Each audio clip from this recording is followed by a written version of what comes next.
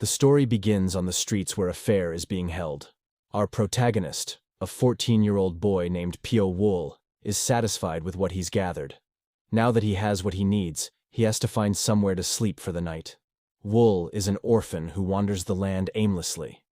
As he makes his way out of the fair, he runs into a mysterious man. Wool feels afraid as he senses this is a dangerous man. His intuition was correct. Wool wakes up in the darkness. There isn't a single ray of light. He tries to move, but he quickly realizes he can't. He can't muster any strength to get up. He starts shedding tears as he tries to figure out how he ended up in this situation. All he can remember was his encounter with that mysterious man earlier. He remembers the man saying he looks useful. Wool figures out he must have something to do with why he's there. He doesn't recall making any enemies, so he concludes the man must have some sort of goal.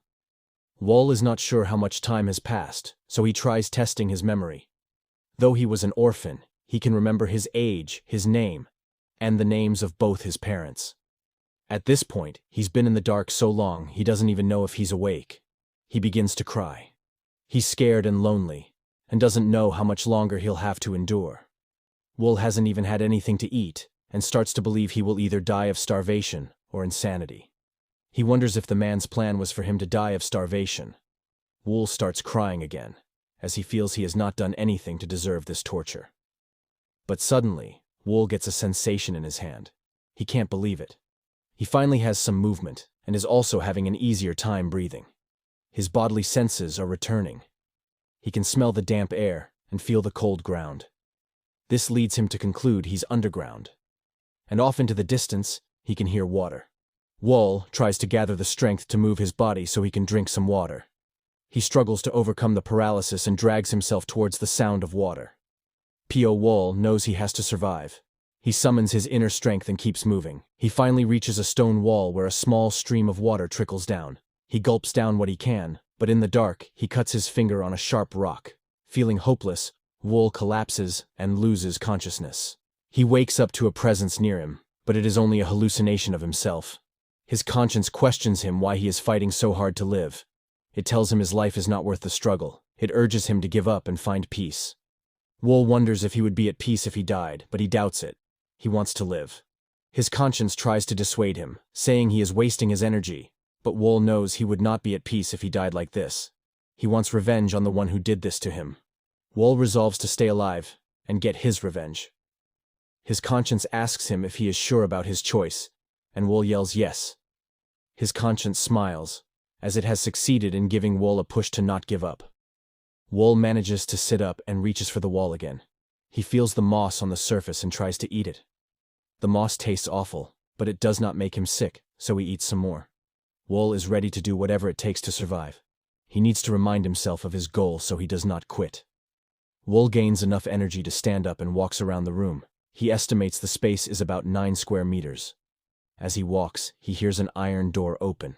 Wool tries to shout for help, but he only sees a shadow of someone leaving him food. He smells the food and recognizes the fish, pork, and tea leaves. Wool realizes he has received different kinds of leftovers, and guesses there are more than one person involved. There must be 5 or more people trapped with him for some reason. Wool cannot figure out why, but he cannot resist the hunger and eats the food. He prefers the scraps to the moss he had before. After finishing his meal, he needs to think of a plan. 4 months have passed, and he has used this time to increase his strength. They give him food once a day and never utter a word. He has not seen any sign of a possible escape. He thought he would go mad in this situation, but his eyes are adapting to the darkness. He can now see parts of the space around him. Sometimes he wishes he couldn't, though, as he realizes he is not alone. He notices something in the corner of his eye and thinks it is just another insect, but he is wrong. It is a snake. The snake grabs his arm and hisses. It looks at him and bites his arm. He screams in pain as the venom burns his flesh. His whole body feels like it is on fire. The pain is unbearable, but all he can do is lie on the ground and suffer. His meal arrives and he hopes eating will restore some of his health. He refuses to give up, no matter what. Time passes, and he faces the snake again. He feels his body changed during the detoxification process. One improvement he noticed is his vision. He can see things in front of him more clearly now. He reaches out his hand towards the hissing snake, believing that the snake bite has made him stronger. He has heard of stories like these before. He hopes he can become resistant to the snake's venom and maybe gain a weapon. He lets the snake bite him again. He feels his body burning, but the pain is not as intense as before. He looks into the snake's eyes, which have lost their sight in the darkness. Even though its eyes are bright, it is a remarkable hunter that uses its stealth to devour its prey. Sometimes it even uses sound to stun its prey. Snakes are often misunderstood. They are not greedy. After they eat, they don't scare away their prey by threatening them. The snake slides away, leaving him with a new skill. Suddenly, the ground shakes, and he can't believe what is happening. The door has opened. He runs to the door and sees more rooms along the hall. He peeks into one of the rooms and smells rotting flesh. He examines the body and guesses the person is about his age. He wonders if the other rooms are the same. Wool walks down the hall and reaches the door again. The handles and bolts are gone, but he manages to push the doors open. On the other side, he sees a boy and a girl who look lost.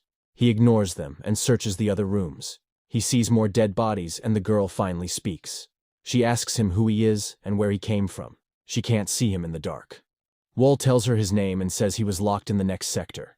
He asks for their names and she says she is Yayo and the boy is Song. Wool doesn't care about anything else and orders them to follow him.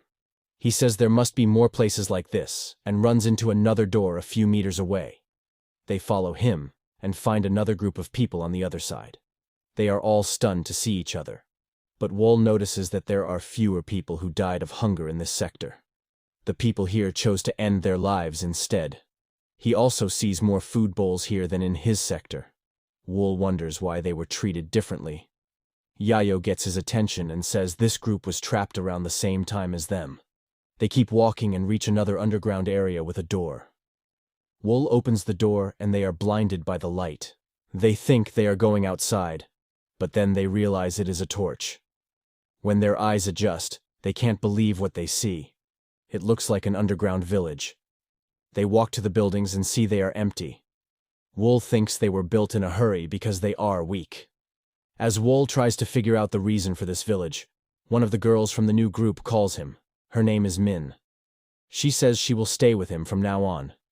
Min moves closer to Wool and asks about his eyes. He doesn't know what she means, since there are no mirrors in the village.